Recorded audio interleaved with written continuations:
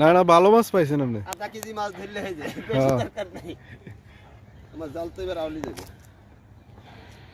জাল করলাম তো ভাইকে যে জাল না আমি তো আপনার বাটা মাছ দেখে অবাক, এই নদীর মাছ এনে আইলো কই থেকে? নদীর থেকে নিয়ে আসছি, নদীর থেকে নিয়ে আসছি।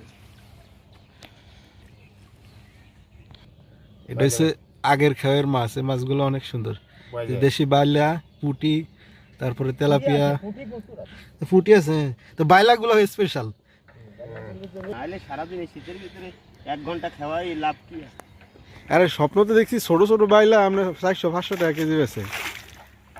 এই দেখেন ওই একটা দুটা করে আসতেছে, এই যে দেখাই